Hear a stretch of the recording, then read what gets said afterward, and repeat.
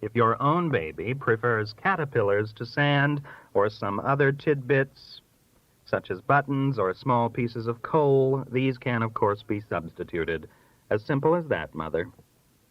Some of us senescent students of the domestic scene worry about Mama's plans to rid the infantile consciousness of even the most natural anxieties, the very roughage of mental diet, and replace them with fake and gaudy reassurances.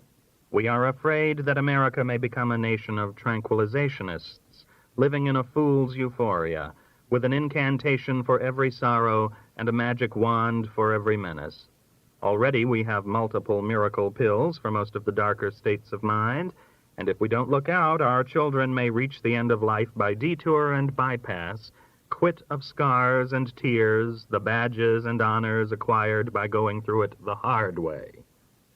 It is better to let Junior and Baby learn that farewells are sometimes sad, and that thunder growls and doesn't chortle, and flashes a dagger and not a smile. It won't hurt Mama either to face the challenging difficulties of explaining the true nature of the perils that beset us.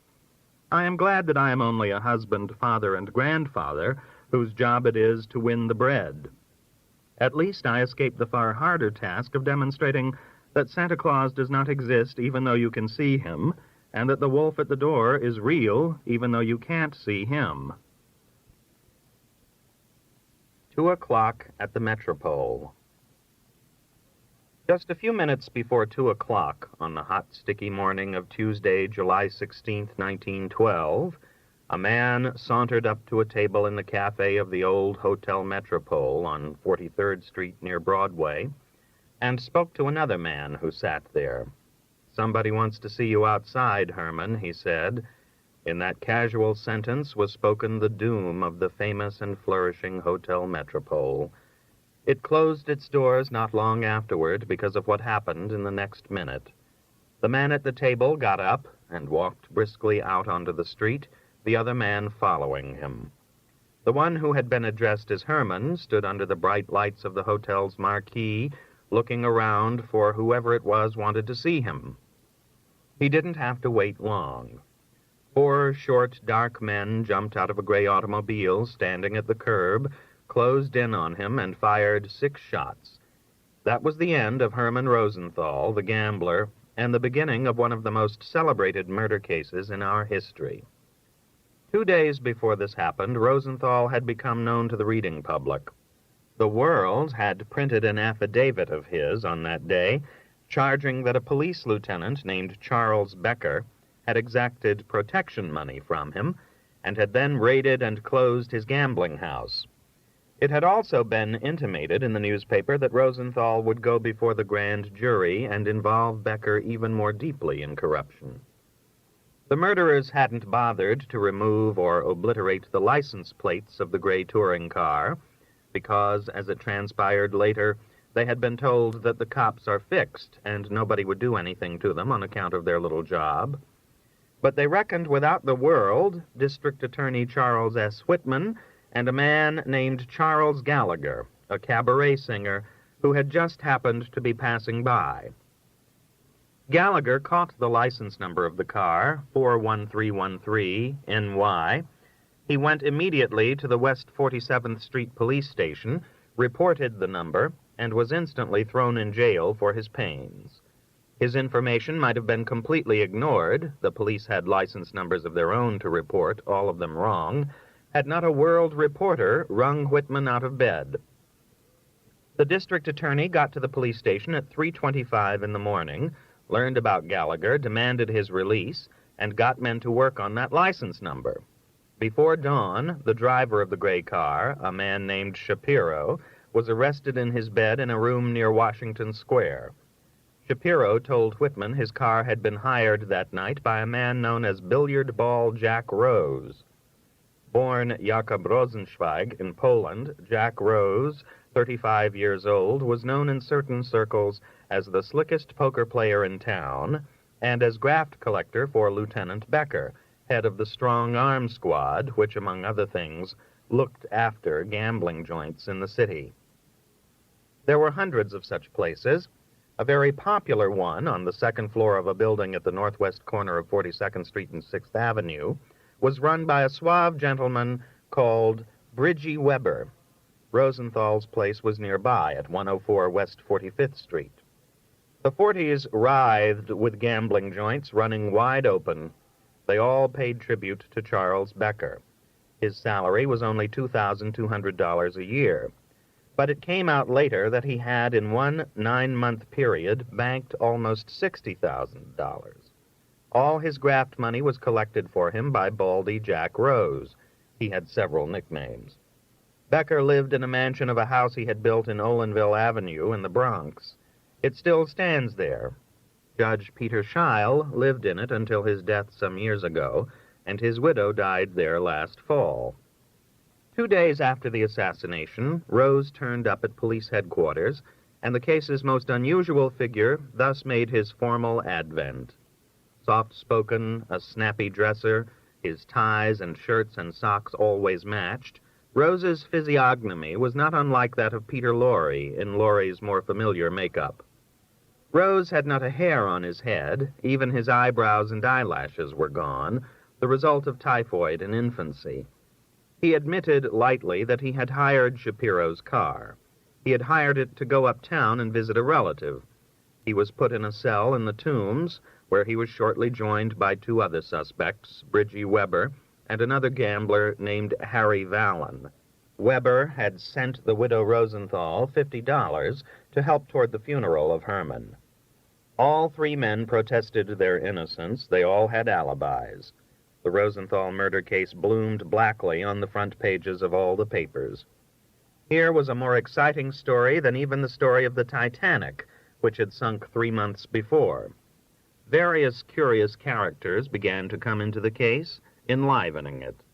There was a tough gangster chief named Big Jack Zelig. It was at this time that the word gangster was coined. There was a strange, blinking little man named Sam Sheps. 1 week after the murder, the harried Whitman, who was to become governor because of his prosecution of this case, announced he would give immunity to anyone who named the real culprit. Rose, Weber, and Vallon, all good poker players, knew when it was time to quit bluffing. They made prompt confessions. They charged that Lieutenant Becker had commissioned them to arrange the murder of Herman Rosenthal. They told who the actual killers were, the men for whom Rose had hired the car, and 4 unforgettable names were added to the annals of American crime: Lefty Louie, Gyp the Blood, Whitey Lewis, Dago Frank. We can dismiss briefly this infamous quartet, each of whom appears to have got $250, a big price at the time, for croaking Rosenthal. They were henchmen of the gang leader, Big Jack Zelig, who obeyed Becker but hated him. People were eager to hear a gangster chief testify, but they never got the chance. Just as the case was about to come to trial, Big Jack Zelig was found one day shot to death. So was the proprietor of a small cafe who had squealed on Dago Frank, the first of the 4 killers to be found and arrested. But Rose, Vallon, and Weber lived to testify. The district attorney saw to it that they were carefully guarded. They lived in style in their cells. Lefty and Gyp and Whitey and the Dago were convicted in November 1912 and speedily sentenced to death, although they weren't executed until a year and a half later. It was Becker and not the 4 gunmen who most interested the public and Whitman. The case against the big suave policeman was harder to prove. Becker's first trial took place 3 months after the murder. Billiard ball Jack Rose, neatly dressed in a dark blue suit, his shoes brightly shined, was the state's star witness. He told the jury that Becker had said to him, "Have Rosenthal murdered, cut his throat, dynamite him, anything." Rose testified that Becker had advanced Rosenthal the money to open up his gambling house, had quarreled with him, and finally raided the place. Rosenthal, unable to interest Whitman at the time, had taken his plaint to the world. Things looked black for Becker, but the testimony of the 3 gamblers who had turned state's evidence was, under the law, not enough to convict. There had to be a corroborating witness, somebody entirely outside the crime. It was here that Sam Sheps, a cocky little man peering through spectacles, was brought forward by the state. Rose had told about a remarkable meeting held in a vacant lot far uptown in Harlem, and attended by himself, Vallon, Weber, and Becker, at which, Rose said, the police lieutenant had commanded them to get rid of Rosenthal. Sheps, a kind of hanger-on and toady of the gamblers, had witnessed this meeting, it was claimed, but at a distance. He swore he had had no idea what the four men were talking about. He had merely seen them talking together. On this extraordinary evidence about an extraordinary conference, Becker was sentenced to death. His lawyers appealed. 16 months went by, and then the Court of Appeals rejected the decision of the lower court, attacking the reliability of Sheps' testimony, declaring that he was obviously an accomplice of the three gamblers. On the 6th of May, 1914, almost 2 years after Rosenthal's death, Becker went on trial again. At this trial, a defense attorney turned on Rose and said sharply, "When you were planning this murder, where was your conscience?" Rose answered, agonizedly but promptly, "My conscience was completely under the control of Becker." That seems to have been the truth about Baldy Jack Rose. Like many another gambler and many a gangster, he lived in abject fear of the cold, overbearing, and ruthless police lieutenant. It was dangerous to cross Becker. He had railroaded dozens of men who had. Becker's lawyers claimed the gamblers had killed Rosenthal on their own, afraid of what he might reveal about them. Nobody much believed this. At this second trial, presided over by the youngish Samuel Seabury, a new corroborating witness was somehow found, a man named James Marshall, a vaudeville actor. He testified he had seen the gamblers and the lieutenant talking in the vacant lot on the night in question. His testimony was accepted. The defense failed to break it down. Becker was sentenced to death again, and this time the higher court did not interfere. He was executed, a maundering, broken hulk, on July 30th, 1915, a little more than 3 years after the slaying of Herman Rosenthal. Charles S. Whitman was then governor of New York. He was considered criminally libeled by the inscription on a silver plate which Mrs. Becker had placed upon her husband's coffin. It read, "Charles Becker, murdered July 30th, 1915, by Governor Whitman."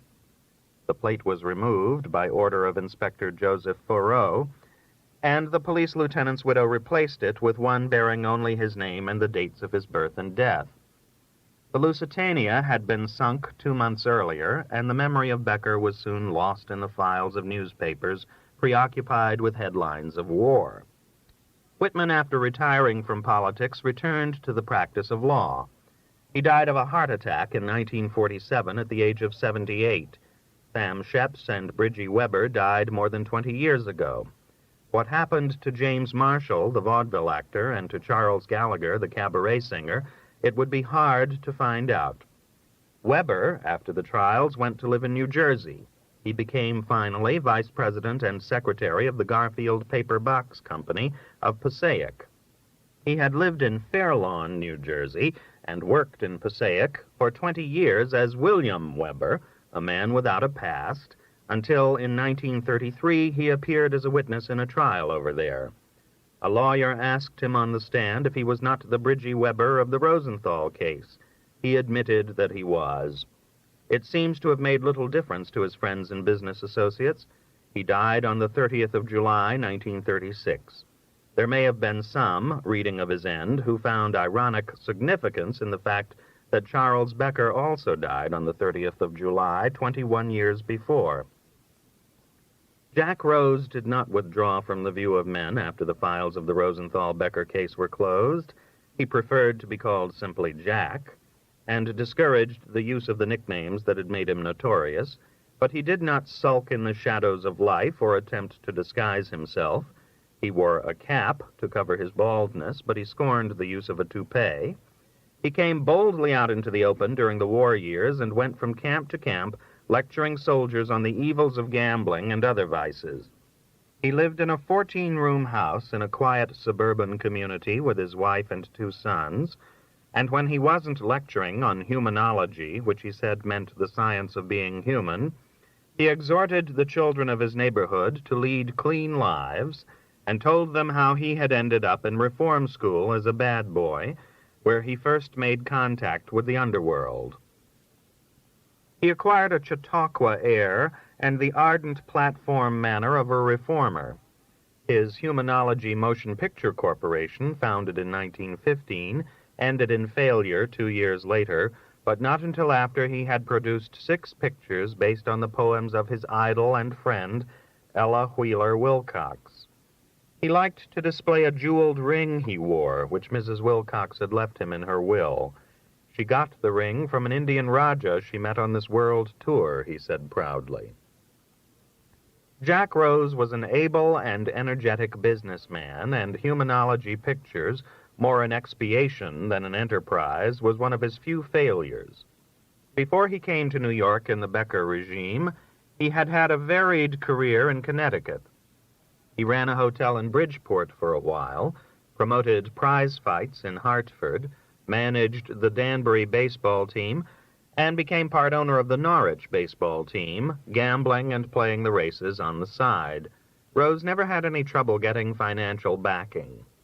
His principal and most successful business venture after the trials was the establishment of a chain of roadside restaurants between Milford, Connecticut, and Lynbrook, Long Island. The restaurants were large and impressive and well run. The largest one seats 248 persons and can serve 3,000 meals a day, he liked to boast. He supervised the planning of sunken gardens and planned a 12-piece orchestra for his favorite unit in the chain. Most of his customers didn't know who he was, and he was satisfied with that. He never brought up his past except in his talks to the soldiers and the children. If a reporter called on him, as one did occasionally for a Sunday feature story, he was not evasive, but answered questions directly. What he mostly wanted to talk about, though, was some new gadget he was installing, such as a hamburger machine, which he liked to show off to visitors. He rarely came to New York, and when he did, avoided his old haunts and made his headquarters at the uptown millinery shop of a relative. If anybody recognized him and wanted to talk, he would talk. Billiard ball Jack Rose's adjustment to life was never achieved by the manager of one of his restaurants, Harry Vallon. Vallon and his wife lived obscurely, refused to talk about themselves, and would hastily disappear if the subject came up. Once, when Vallon dropped in on Jack at the main restaurant, he was introduced to a New York reporter. He turned on his heel without a word, hurried out to his car, and drove away. Jack Rose died on October 4th, 1947, at the age of 72, a few months after the death of Whitman. Nobody knows what became of Harry Vallon. The files of the Times, the Herald Tribune, and the Associated Press contain no mention of Vallon after the middle 30s. The police department has no record of him either since that time. If alive, he would be in his 80s, but it is likely that he died obscurely, possibly under an assumed name, where and when nobody may ever find out. John's Chop House, which had occupied the site of Rosenthal's place at 104 West 45th Street, is no longer standing. The 6th Avenue Urban Garage Incorporated, completed on November 15, 1955, is located at 104 now. Nobody there ever heard about the notorious gambling house or of the gambler who became one of the most celebrated figures in the annals of New York crime.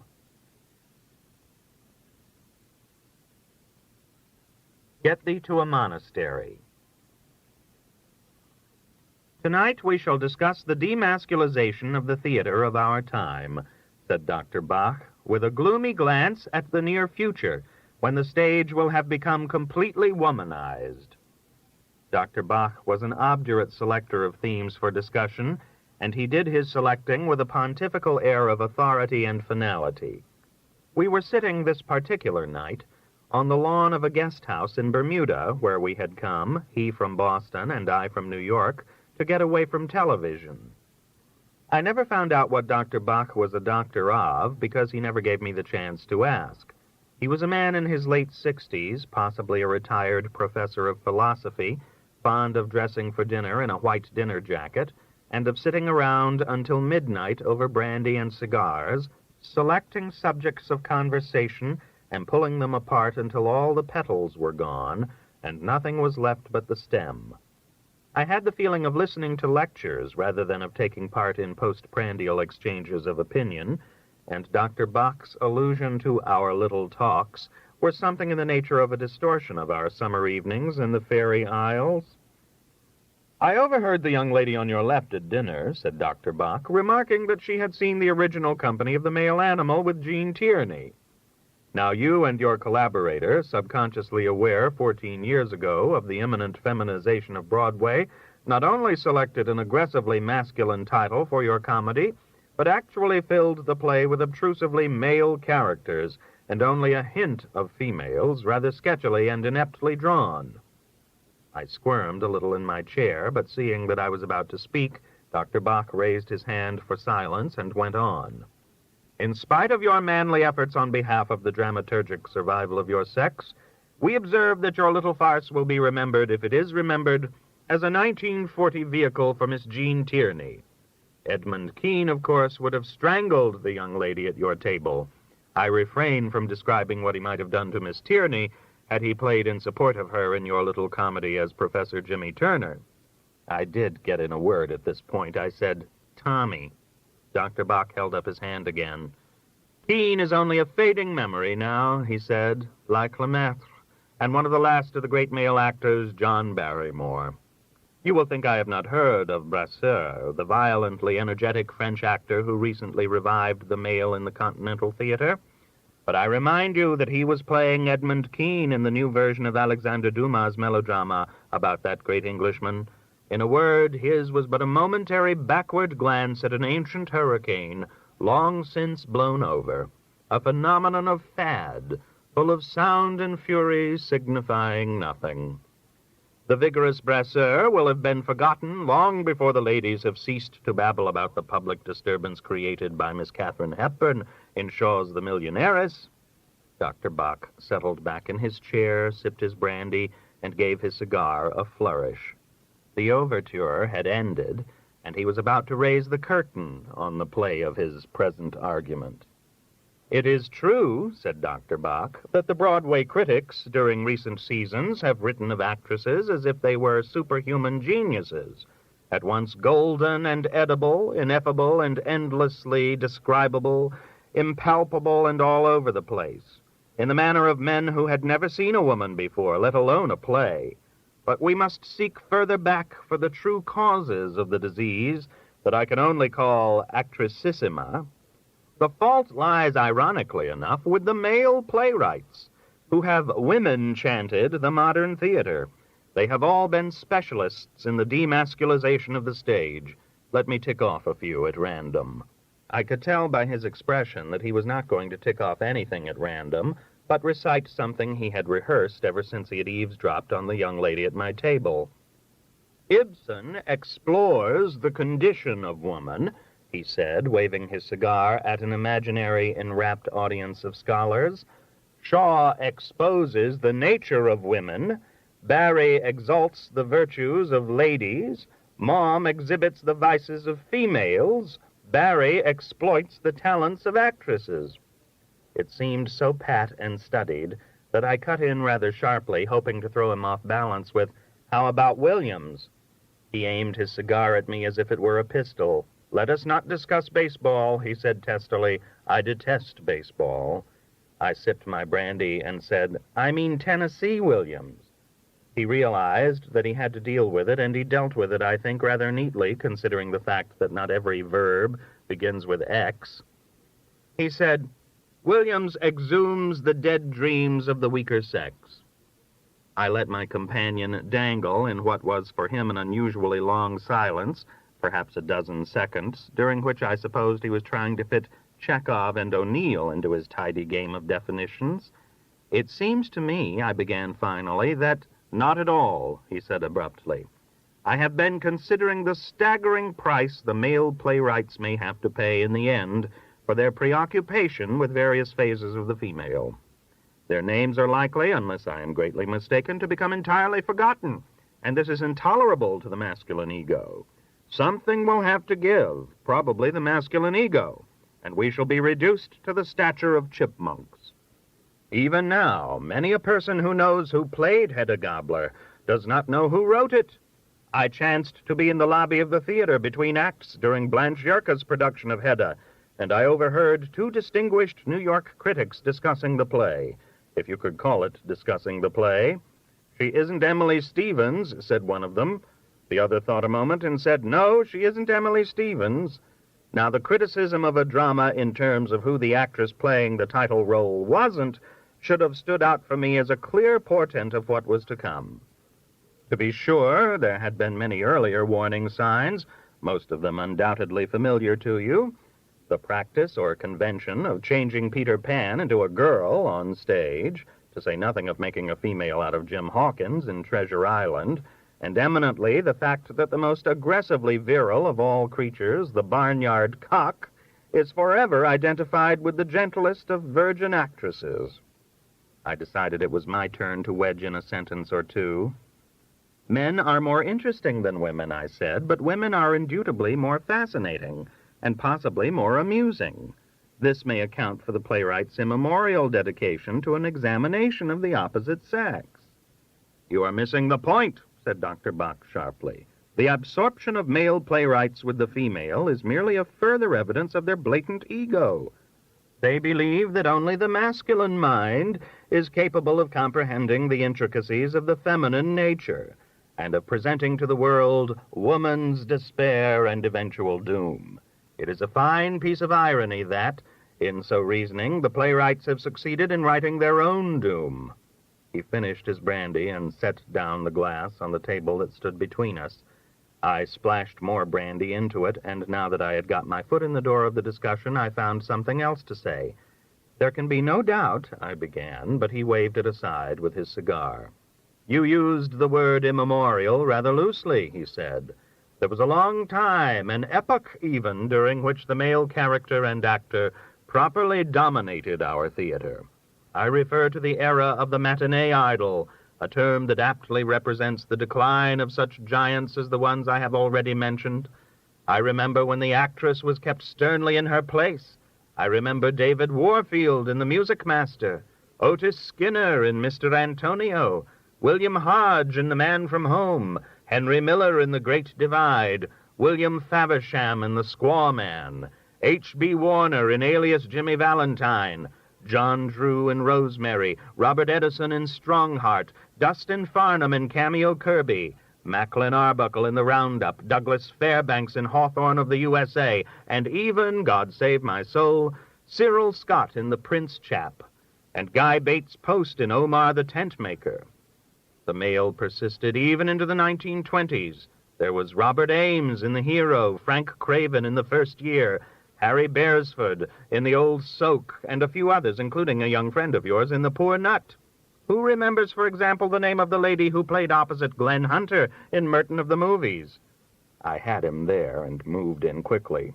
I do, I told him. Florence Nash.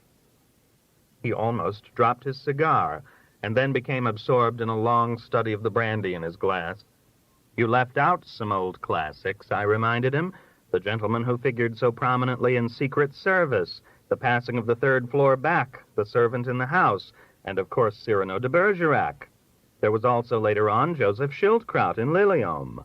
He turned ponderously in his chair and gave me a cold stare.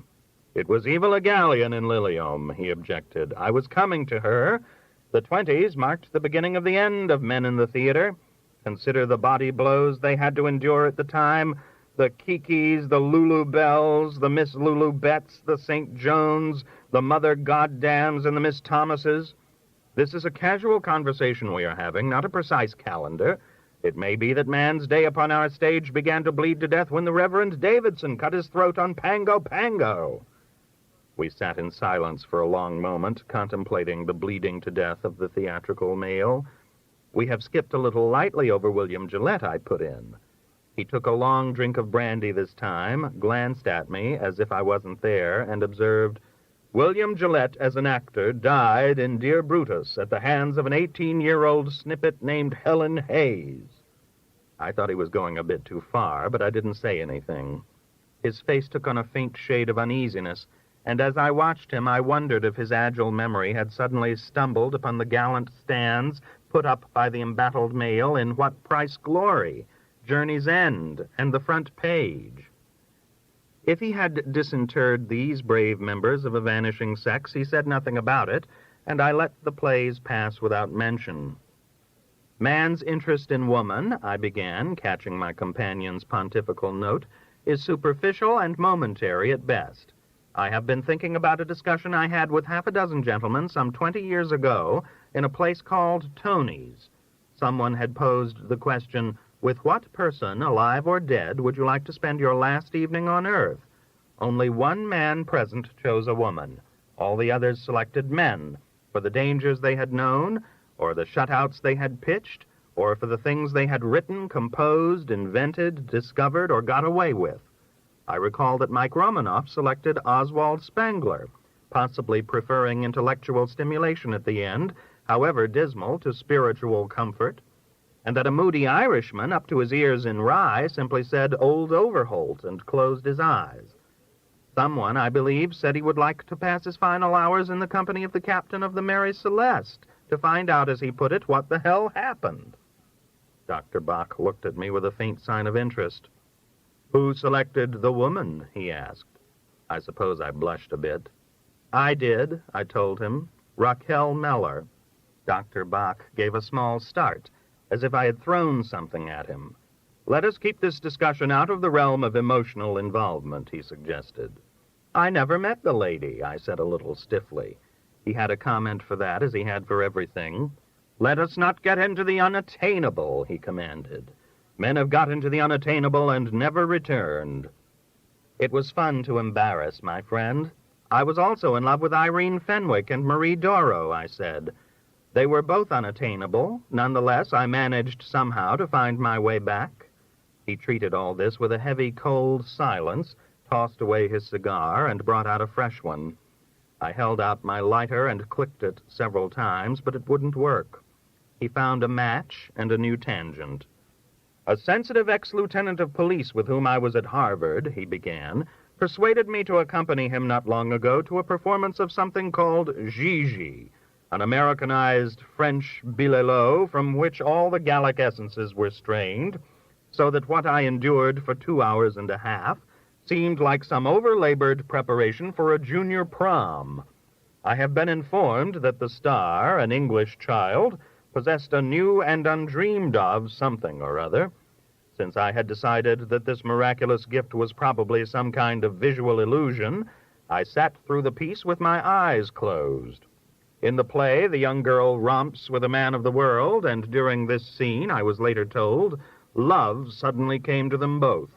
Now, I have lived in France, and I am deeply aware that love in that realistic nation is not an accidental byproduct of rumpus. Since I couldn't see what was going on, nothing whatever came across the footlights to me except the sounds of a romp. And there's enough of that in real life to satisfy me. During a curious 10-second silence representing the holy stillness of dawning perpetual rapture, I was about to shout, "Get on with it!" when my intuitive companion arrested me. I was in bed and asleep by 11:20 that night, the ineluctable magic of the little girl having eluded me completely. She is, I understand, the greatest of the Hepburns, as Shirley Booth is the greatest of the Booths. He took for the first time a dollop instead of a sip of his brandy. Miss Booth comes across the footlights to me, I said defensively, by a kind of magic I have never encountered in any other actress. She could play anyone from Snow White to Mrs. Grover Cleveland. Pish, said Dr. Bach. The damnation has descended upon you. You have caught the sickness of our age. I can see the female zeitgeist hovering about your head and whispering in your ear. You stand in peril, sir, of becoming one of those writers who serve as literary eunuchs at the courts of the Misses Ethel Merman and Judy Holliday. It makes no difference, the critics say, what is written for them or who writes it. The ladies turn even the most senescent drivel into their peculiar jewels and gold, we are solemnly informed. Would God that Joseph Jefferson were still alive, or Mansfield, or even Nat Goodwin. I sat there at Gigi praying for the entrance of Ed Wynn or W.C. Fields with his Cadula Cadula. But I have apparently not deserved these blessings even from the generous and merciful God that we all know is concerned with our every distress. The tree toads across Pomander Road occupied the moment with their melancholy warnings. You find women less bearable than I do, I observed at last. What I mean to say is that the element of personal taste enters into everything with its magnifying glass and its automatic simplifier. I was beginning to feel the brandy all right. I confess there was not a single moment, I went on, when I cared what happened to Sabrina Fair. But on the other hand, I still wake up at night hoping that little Sheba will come back. Hush, said Dr. Bach. You are talking like a dog man, not a calm, disinterested critic of the ladies of the theater. Calmness and disinterestedness have, of course, disappeared almost without a trace. Now that every play is either a dismal failure or what is called, I believe, a smasherino, a theatrical exhibit is either terrible or sublime. Humor is seeping out of critical appraisal, too. No longer is there a reviewer capable of saying that such and such a female performer tears a passion to titters. Tatters, I corrected him.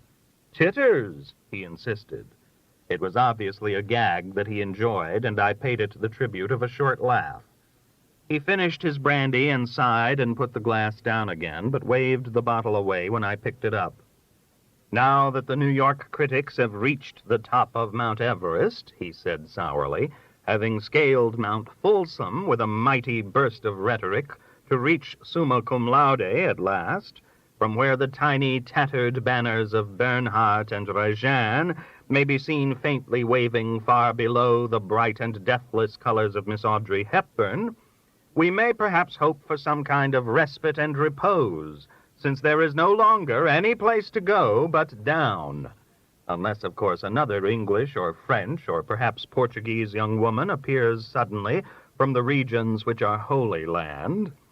Leaving aside the ecstasies of Poe and the excesses of Andrew Marvell, there has been nothing in all the range of my reading to compare with the critical exultation of the Mrs. Booth, Hepburn, Jean Mayer, and Rosalind Russell since the late Joseph Hergesheimer, in an old issue of the American Mercury, compared the charms of the April moon unfavorably with those of Miss Lillian Gish. He gave brooding attention to the glowing end of his cigar. The tree toads filled the interval with their mournful chant of sweet, sweet, sweet. What about the future? I asked finally. You were going to take a gloomy glance at the future of the theater.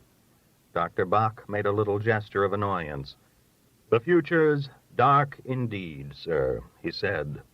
There will always be, I suppose, revivals of Shakespeare, mostly as you like it, whenever a new lady genius of unique magic and lovely legs comes out of Surrey or Marseille or Des Moines to send the transfigured critics to their eager and abused typewriters. But the great tragedies of the bard, the wondrous kings and princes, the Falstaffs and Hamlets, have probably already strutted their final hour upon the boards. I have no doubt that the young lady at your table could tell you the name of the Cordelia who was so ably supported in the most recent production of Lear by Mr. Louis Calhern.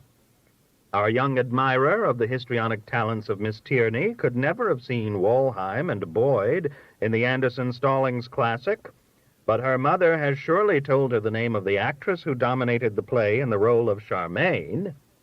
He was laboring his point now, but I decided to let him have free rein, and he had it. I am thinking, he said, of what the future playwrights, probably lady playwrights, will do to Macbeth, or the tragedy of Lady Macbeth in the years to come, when they rewrite it to make room for the actresses of tomorrow. King Duncan, in this feminized version, will have a queen, thus affording a part for some new Judith Anderson or Tallulah Bankhead, who is now in her teens somewhere in Connecticut or New Jersey. I can hear her saying to Duncan, as he twitters of swallows and St. Martin's summer, "Think'st thou I would let thee spend the night in these damp and hollow corridors alone with this crown-crazy twain?" Fleance will become Florence, a change of sex which would admittedly account for this character's now dubious escape from the assassins. He tossed away his cigar and watched it expire in the damp night grass. I felt myself dozing and cut in on his gloomy prefigurings in order to stay awake. "Perhaps it will be Lady Banquo and not Banquo," I suggested, "who appears to Macbeth in the famous banquet scene. After all, 'Never shake thy gory locks at me' has always sounded to me like a line addressed to a female. Otherwise, it would surely be 'Never shake thy gory beard at me.' I have always doubted that a staunch Scotsman in a crowded and well-lighted hall would get the chattering jitters at the sight of a dead man, but the apparition of a dead and bloody lady is something else again." I poured myself more brandy, and he held out his glass impatiently. "Let us not," he began, but I interrupted him. I felt it was my turn. "Then there is that duel between Macbeth and Macduff," I said. "I have always felt that Macduff was from his mother's womb untimely ripped, is completely out of place in a mortal combat with broadswords fought by two powerfully built medieval warriors. Such men would surely not discuss a Caesarean section at a moment like that. Lady Macduff and Lady Macbeth, on the other hand, scratching and pulling hair would give the line verisimilitude." He gulped his brandy and said irritably, "We have had too much to drink." He stood up. I was about to say something in conclusion, but realized I would have to let him have the last word. "Macbeth is a rough-and-tumble mystery show, suitable for the kiddies and for television. The king should be played as if he were afraid someone was about to play Sam Spade. No one in his right senses, man or woman, would kill a king in a bedroom. The place to kill a king is on a heath. You can blame it on witches or the weather or a horse with a loose shoe. It is the Hamlet of the future that mainly concerns and disturbs me. Some little doxy from Holland who has run up like a weed overnight into the grandeur and glory of transcendent ability will insist that the immortal drama be revised in order to build up the part of Ophelia at the expense of the mighty periods of the forlorn prince." We began to cross the lawn slowly toward the welcoming arms leading up to the porch of the guest house. At the foot of the steps he turned and gazed at me. "I can see from here where the change will begin," he said. "When Hamlet says to the deranged idiot, 'Get thee to a nunnery,' the magic little Dutch girl will turn upon him and cry, 'Get thee to a monastery,' and he will exit flinging roses and blowing the time upon dandelion clocks." He had mercifully not heard, I felt sure, about Siobhan McKenna and the strange story of her desire to play the Prince of Denmark. I did not tell him, for fear that he might have a fatal stroke upon the spot. He stood a moment, motionless and wordless, then he said, "The rest is Silex," and began a tremulous ascent of the curving steps. In the hall inside, we shook hands, an inevitable part of our nightly ritual, to go our separate ways to bed. "Good night, sweet prince," I said, "and flights of angels sing thee to thy rest." He turned on me and glowered. "I shall not sleep," he said pettishly. "I propose to proceed to the kitchen and brew myself a large pot of strong coffee." I gave his apt pleasantry of a moment before about the silex a belated but appreciative tribute of laughter. He bowed slightly and murmured something I didn't catch. "How about tomorrow night?" I asked. "Tomorrow night," he said over his shoulder as he walked toward the rickety old stairs leading to the first floor in the kitchen, "our little talk shall deal with the appalling decline in our time of something or other. I haven't decided what." I reached the door of my bedroom and opened it. He stood for a moment at the top of the steps, his back toward me. "Snippets," he said, as if to himself. "Moppets." He descended slowly and cautiously the steep staircase that had been built more than 300 years before Audrey Hepburn was born. I heard the kitchen door closing behind him.